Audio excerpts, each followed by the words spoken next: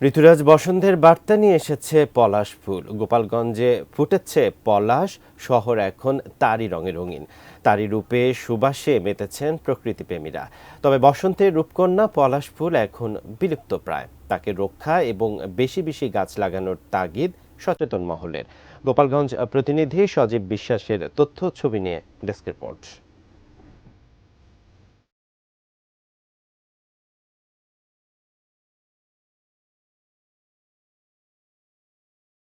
বসন্তের শুরুতেই মন রাঙাতে ঘুম ভেঙে হেসে ওঠে পলাশ।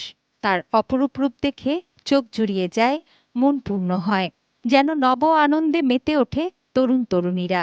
গোপালগঞ্জে ফুটেছে বসন্তের রূপকন্যা পলাশ।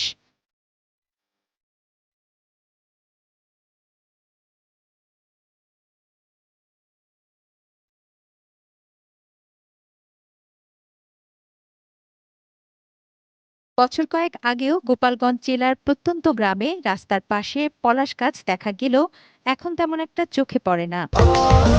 স্বাস্থ্যকর অল টাইম ফ্যামিলি কেক, সব সময় অল টাইম হেলদি লাইফ।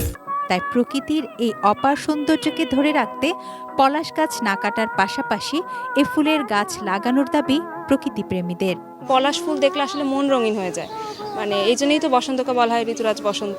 সৌন্দর্য বর্ধন যেসব গাছগুলা সেগুলো আমরা আরো ব্যাপক পরিসরে যাতে ছড়িয়ে দিই। নগরায়নের কারণে গাছ কেটে ফেলায় আর বীজ বপন না করায় বিলুপ্তির পথে পলাশ গাছ। ফলে আবাসস্থল হারিয়ে পাখিরাও পড়েছে অস্তিত্ব সংকটে।